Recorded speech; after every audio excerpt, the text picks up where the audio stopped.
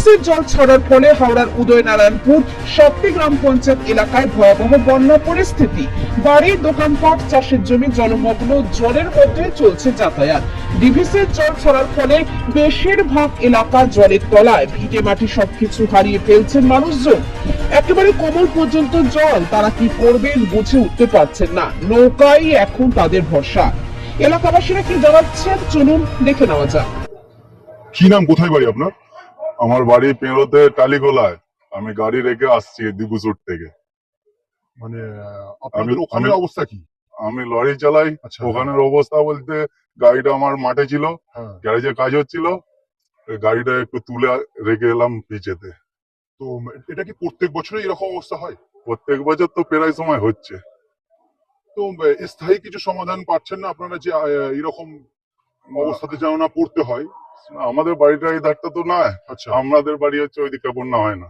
আচ্ছা আচ্ছা, এই আমার দিকে পেঁড়ো ওপারে বাড়ি। তো এখানে কি থাকেন কোনো গাড়ির কাজের না, সূত্রে? আমি গাড়ি কাজ করাচ্ছিলাম দিবুসুটে। আচ্ছা, হ্যাঁ। গাড়ি চালাই আমি। গাড়িটা আমি জানি বার করে নিয়ে পালিয়ে আসবো, আসতে পারিনি এত জল। আচ্ছা, তো এখন ওই গ্রামে যে লোকগুলো রয়েছে হুম। তারা এখন কোথায় আশ্রয় নিয়েছে আপনি জানেন? আমি ঠিক জানি না, আমি মেন রোড দিয়ে আসছি হেঁটে হেঁটে। কি নাম আপনার? গণেশ মাহাতো বলছি, হ্যাঁ কোথাও আছি তুমি?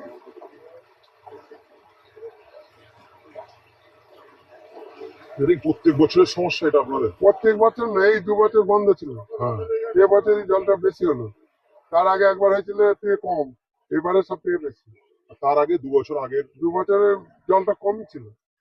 তার মানে প্রথম কত বছর আগে থেকে শুরু হয়েছে? মানে প্রথম থেকে শুরু প্রথম হতে থেকে শুরু যেটা, এটা মানে এই কি ও ক বছর আগে একবার হয়েছিল, এই একবার হলো, এই দুবারটা বড্ড বেশি হলো।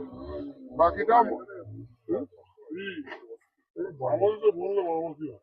বারো মাসই হয়, কিন্তু এই 2 বছর কম ছিল, এই আগের বছর হয়নি।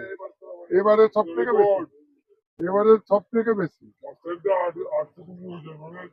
এইরকম অবস্থায় কত বছর আগে হয়েছিল? হ্যাঁ, কত বছর? 78 হয়েছিল, 78 পরে এই প্রথম এরকম এই আবার এলো এই জলটা। মেন কি কারণে এটা হয়েছে বলে মনে হচ্ছে আপনার? কি কারণে কি করে বলবো, মোটামুটি ডিবিসি জল জ্বলছে। ওইদিকে জল যত বেশি হবে তত জলটা রাখতে না পারলে ছাড়বে, এই জন্য জলটা বেশি, নাহলে জলটা এত হবে কেন, তাই নয়? রাজ্য সরকার থেকে কি কি ব্যবস্থা করা হয়েছে এই জলের পরিস্থিতি সামাল দিতে? সব কিছুই তো ব্যবস্থা আছে, এবার কিভাবে সব কিছু করছে